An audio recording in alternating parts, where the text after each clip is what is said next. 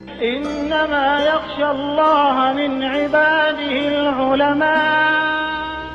جرأت کا نام ہے دیوبند والے، عالی مقام ہے دیوبند والے۔ تلاوت سے اس جلسے کا آغاز کرنے کے لیے میں ایک ایسے قاری قرآن کو دعوت سخن دینے جا رہا ہوں جن کی آواز کا، جن کے انداز کا، جنہیں لحن داودی کے نام سے جانا جاتا ہے، ہم سب کے استاد محترم ہیں، استاد الاساتذہ ہیں، اور جن کا ذکر، جن کی خوش سلحانی کا تذکرہ صوبہ اتر پردیش میں ہی نہیں پورے ہندوستان میں کیا جاتا ہے، اور آپ قرآن کی تلاوت کرنے ہی کے لیے ہی بیرون ملک کا بھی سفر کر چکے ہیں۔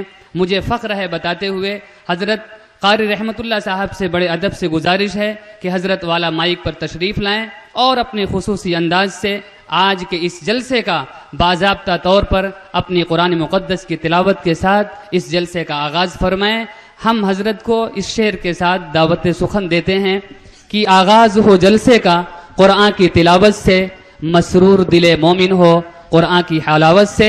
حضرت والا جو آپ کے اس علاقے میں ایک بہت ہی جاندار مدرسہ جامعہ دارالقرت باغی موائمہ جس کے آپ بانی و ناظم ہیں، اور آپ کی ذات سے بہت سارے طلباء قرآن کی تلاوت اور قرآن کی صحت کے ساتھ پڑھنا سیکھ رہے ہیں، اور پورے ہندوستان میں اپنا نام اور مدرسے کا نام، ہمارے استاد محترم کا نام منور کر رہے ہیں۔ اللہ رب العزت آپ کا دیر تک سایہ ہم سب نصیب فرمائے۔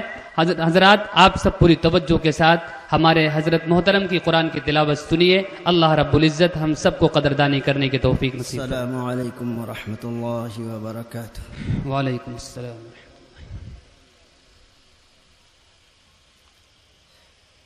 ہے اللہ،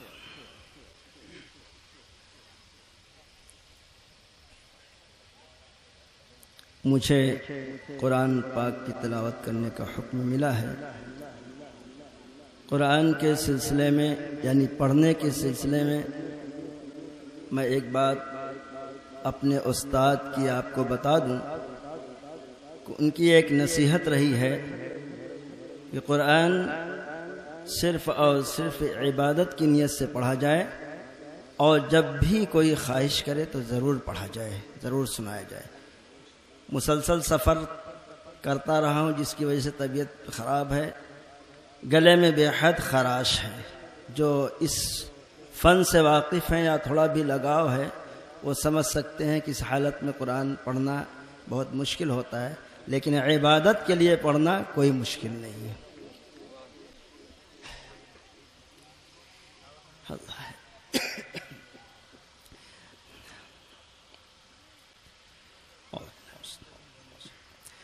اعوذ باللہ من الشیطان الرجیم۔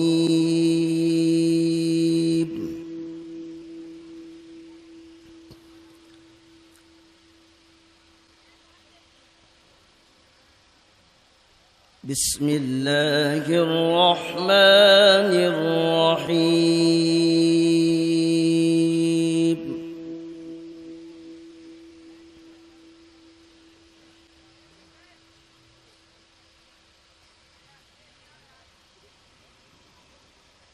وَإِذِ ابْتَلَىٰ إِبْرَاهِيمَ رَبُّهُ بِكَلِمَاتٍ فَأَتَمَّهُنَّ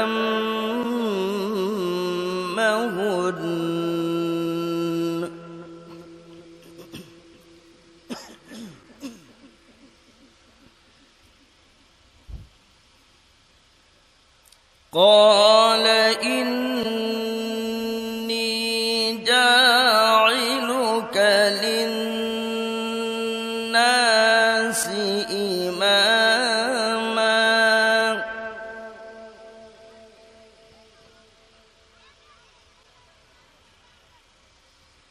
قال ومن ذريتي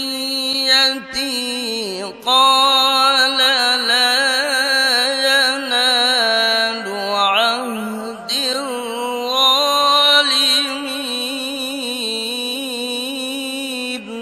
اللہ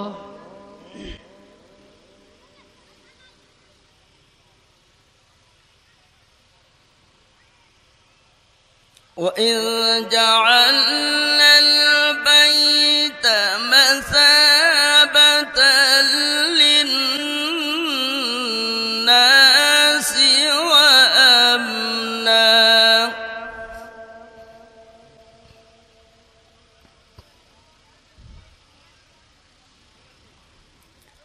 واتخذوا من مقام إبراهيم مصلى. الله.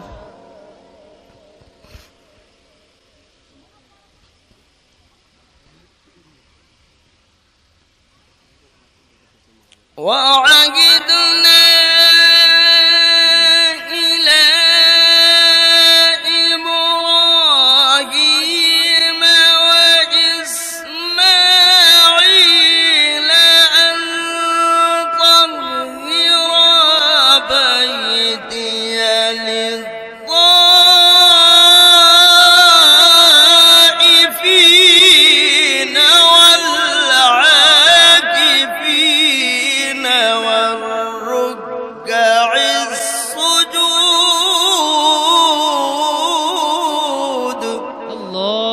ما شاء الله.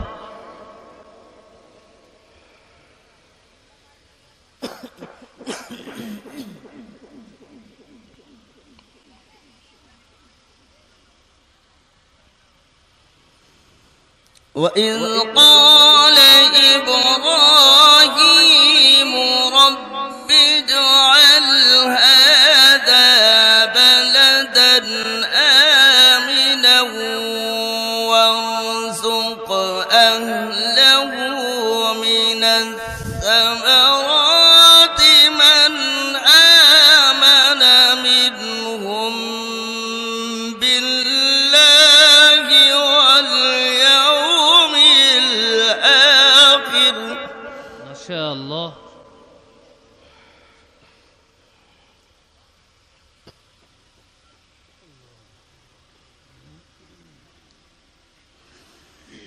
قال ومن كفر فأمتعه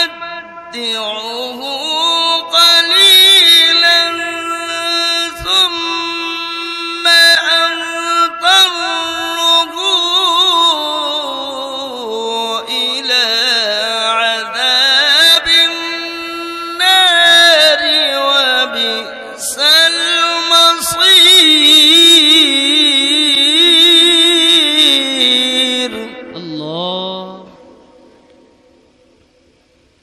ما شاء الله.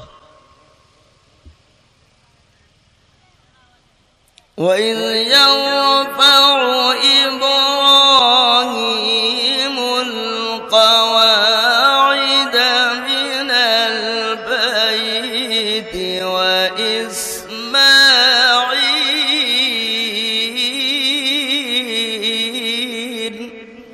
ما شاء الله.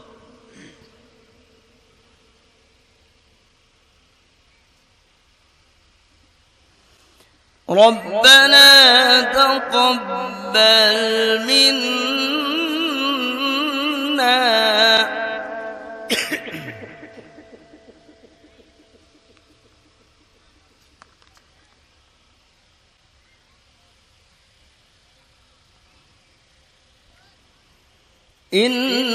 إنك أنت السميع العليم.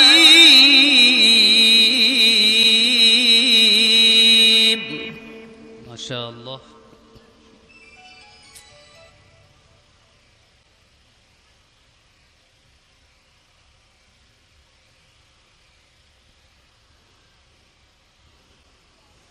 ربنا واجعلنا مسلمين لك ومن ذريتنا أمة مسلمة لك وأرنا مناسكنا وتب علينا أنت التواب الرحيم. الله ما شاء الله.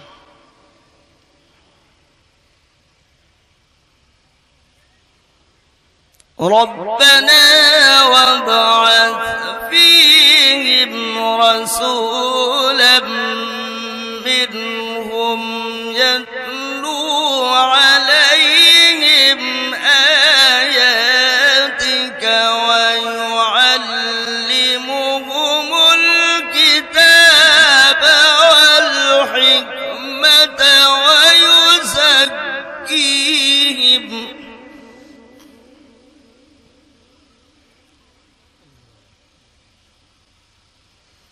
إنك أنت العزيز الحكيم. الله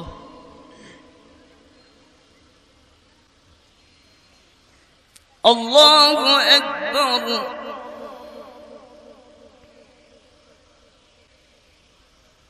لا إله إلا الله.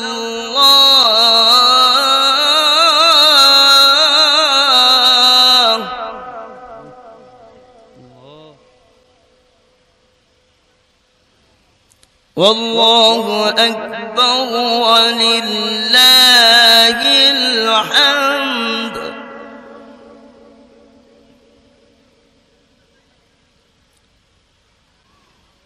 بسم الله الرحمن الرحيم.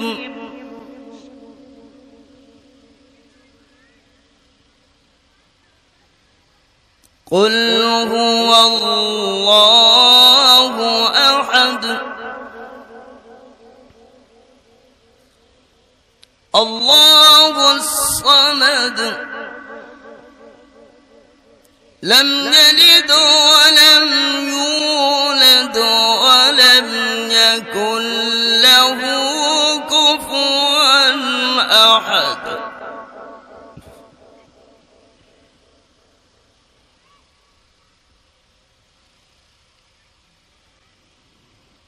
لا إله إلا الله.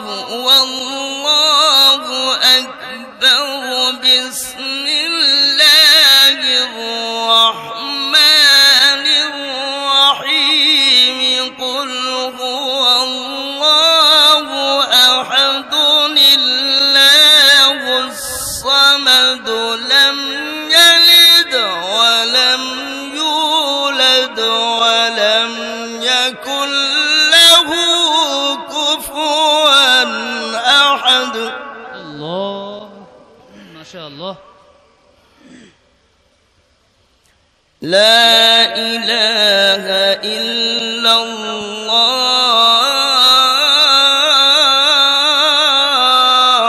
الله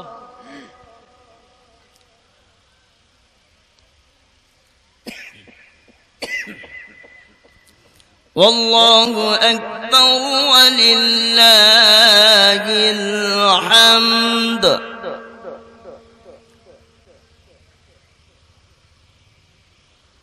بسم الله الرحمن الرحيم.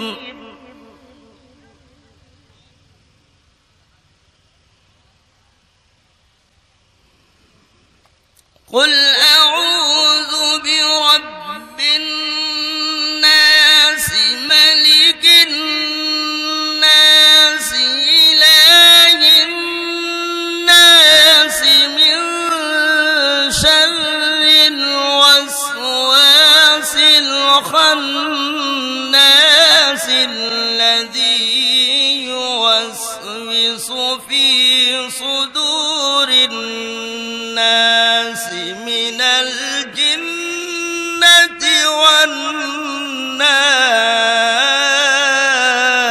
الله الله ما شاء الله. الذي يوسوس في صدور الناس من الجنة والناس.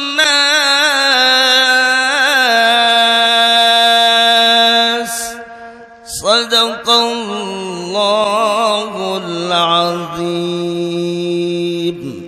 माशा अल्लाह